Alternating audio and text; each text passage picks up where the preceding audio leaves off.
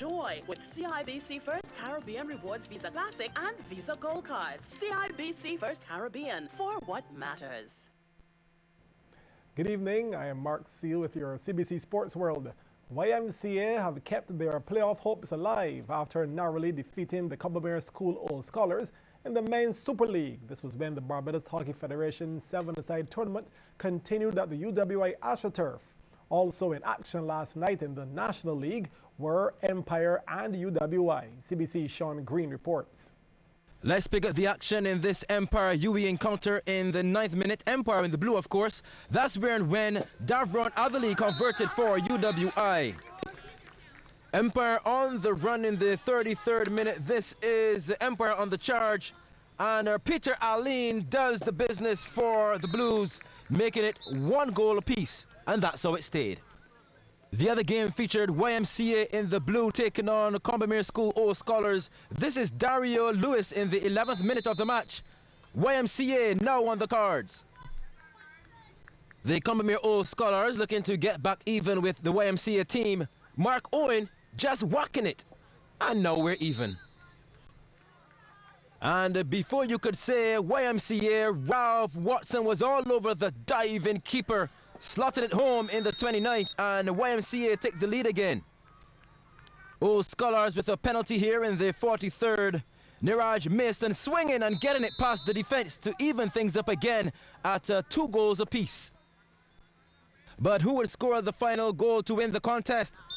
Kamar Bavel just 1 minute later for YMCA, who defeated Combermere School's Old Scholars 3 goals to 2. Sean Green, CBC Sports. Former top West Indies pacer Sir Curtly Ambrose is coming out of retirement to play in a cricket match in aid of the Dominica relief effort. It's the Rally Round Dominica T20 at Kensington Oval on Saturday, which will feature a West Indies Cricket Board President Celebrity 11 versus a University of the West Indies Vice Chancellor's Celebrity 11. Now the initiative, which will also include former Windies skipper Brian Lara and top women's batter DeAndre Doughton, was launched earlier this week. Vice Chancellor of the UWI, Professor Sir Hilary Beckles, outlined the various benefits hoped to be achieved from the match and the telethon. This WICB UWI project is meant to raise not only the morale of the people of Dominica, to let them know that across the world and in this region, we are concerned, we care, and we will do all we can.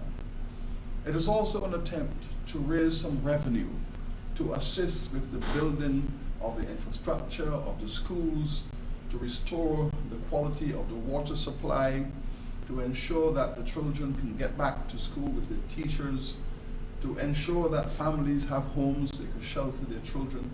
All of these acts that constitute the normal development of a community are in need of your help.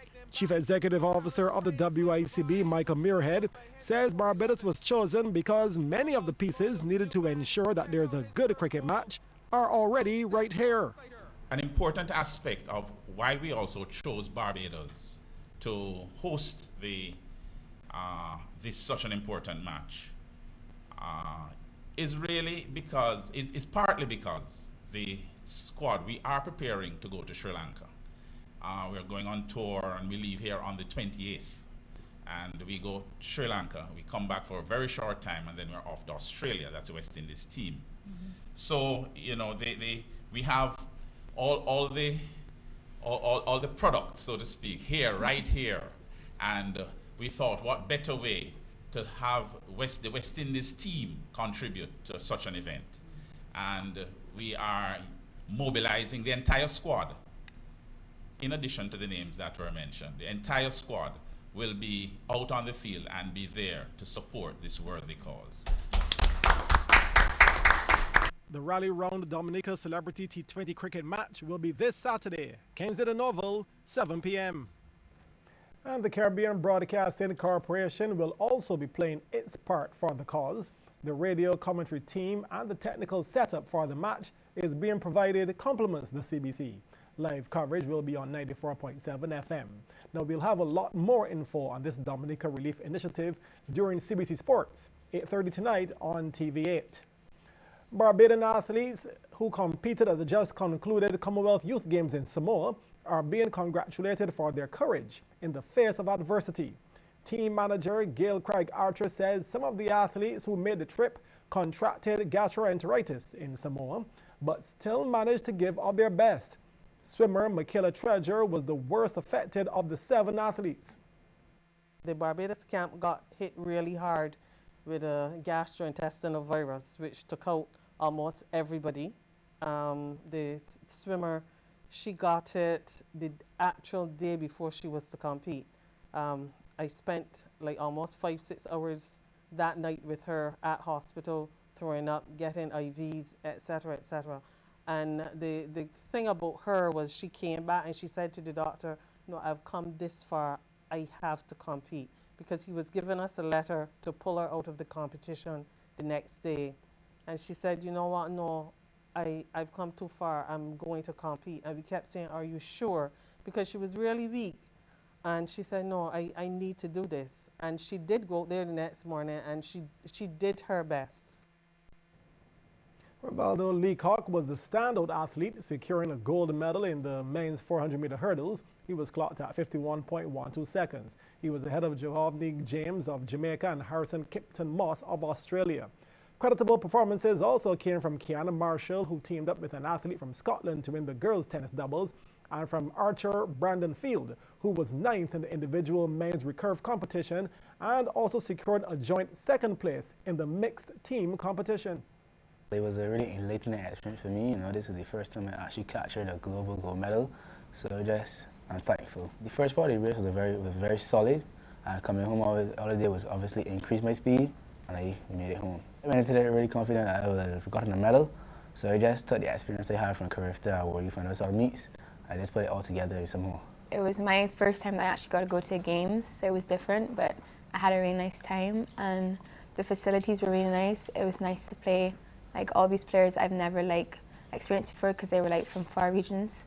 So, but I had a really good time, and yeah, it was a really good time. My individual section, I came 8th out of 14 people, which I was not expecting because at a high-level tournament like that with people who were shooting like that, I was expecting to come 12th, 13th. So when my dad told me I came 8th, I was very surprised about that, and I was very happy because not only did I come 8th at a high-level shoot, I also broke my personal record of 600 to 615, which is a very big increase in archery. It's going to be a pink affair for this year's edition of the Grantley Adams International Airport 2020 Cricket Tournament. This initiative is in full support for breast cancer awareness in Barbados. CBC Sean Green tells us more. It's the 4th edition of the Grantley Adams International Airport T20 cricket competition, and the guys are rallying around the women to help promote the awareness of breast cancer. Though there's a slight reduction of teams this time around, organizers are pleased with the response. This year we have 14 teams in the competition.